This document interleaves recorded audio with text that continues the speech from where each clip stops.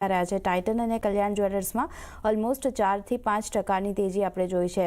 આ સાથે જ સેન્કો ગોલ્ડમાં પણ 11% તેજી સાથેનું કામકાજ જોવા મળ્યું છે। સમાચારની સંપૂર્ણ વિગતો લઈએ। સહયોગી યતિન મોટા આપણી સાથે જોડાઈ ગયા છે।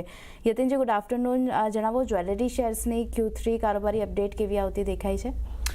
Good afternoon. તો ક્લિયરલી જ્વેલરી સ્ટોક્સ ફૂલ ફોર્સમાં આજે તેજીમાં જોવા મળી રહ્યા છે। જ્યારે લાર્જ કેપ ટાઇટન 4-5% ઉપર છે, તો સેન્કો ગોલ્ડ જેવા કાઉન્ટર્સમાં આપીને 10-15%ની આપણે ઇન્ટ્રાડે મૂવ જોઈ છે।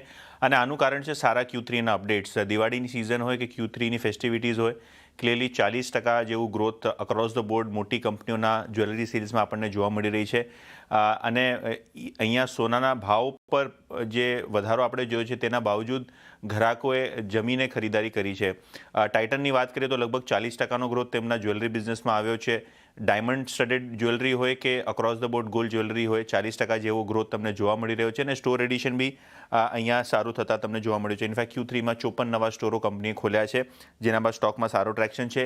તેમજ કલ્યાણ જ્વેલર્સની વાત કરીએ તો 42%ની રેવન્યુ ગ્રોથ આવી છે, જેમાં સેમ સ્ટોર સેલ્સ ગ્રોથ 27%નું છે। એટલે અહીંયા પણ સારું એક ટ્રેક્શન આપણને જોવા મળી રહ્યું છે। અને છેવટે સેનેકો ગોલ્ડ 51%ની તમને સેલ્સ ગ્રોથ જોવા મળી રહી છે। અને જે જ્વેલરી સેગમેન્ટ છે તેમનું ગાઈડન્સ બી કંપનીએ 25%ની આસપાસ ગ્રોથનો મેન્ટેન કરેલો છે। ડાયમંડ જ્વેલરીમાં અને સેમ સ્ટોર સેલ્સ ગ્રોથ લગભગ 35 થી 40%ની વચ્ચે રહી છે, જેના કારણે આ બી સ્ટોક લગભગ આજે 12%ની તેજી દર્શાવી રહ્યો છે। આભાર યતિનજી આપનો આ સમગ્ર માહિતી આપવા માટે। તો એક સારા Q3 બિઝનેસ અપડેટના લીધે આ બધી કંપનીઓમાં એક ફોકસ બનતું દેખાઈ રહ્યું છે। ટાઇટન સાથે સેન્કો ગોલ્ડ, કલ્યાણ જ્વેલર્સના નંબર્સ આપણે જોયા છે। બિઝનેસ અપડેટ સારી આવતી દેખાઈ રહી છે। હેમંતજી, કઈ રીતે જોઈ રહ્યા છો આજે જ્વેલરી કંપનીઓ છે? કારણ કે એક સારી બિઝનેસ અપડેટ જે રીતે જોયું છે ને યતિનજીએ પણ જે રીતે જણાવ્યું કે સોનાની કિંમતો જાણીએ છીએ આપણે જે રેકોર્ડ લેવલ્સ પર આપણને પહોંચતી દેખાઈ રહી છે, એ છતાં પણ ખરીદારી લોકોની તેમણે કરી છે।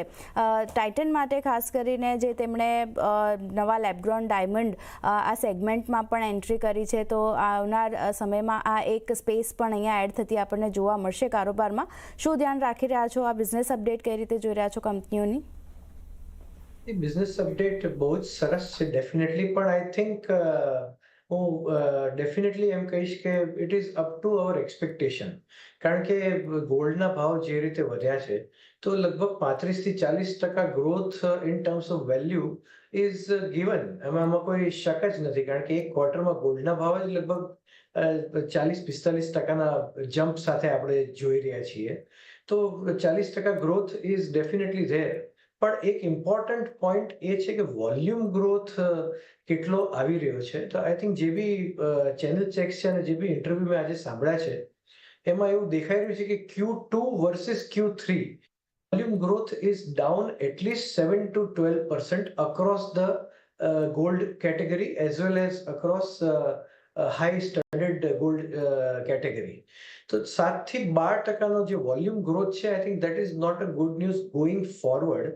કદાચ Q3ના નંબર્સ ડેફિનેટલી આવશે, ઘણા સારા આવશે, એક્સપેક્ટેશન જેટલા જ આવશે। ગોઈંગ ફોરવર્ડ જો કદાચ આ જ સસ્ટેન ગોલ્ડના ભાવ સસ્ટેન રહ્યા, તો Q4માં ઇવન ધો 15 જાન્યુઆરી પછી લગ્ન સિઝન અને ઘણી બધી ફેસ્ટિવિટી સિઝન શરૂ થઈ રહી છે, તો કેટલો ગ્રોથ આવશે is I think time will tail.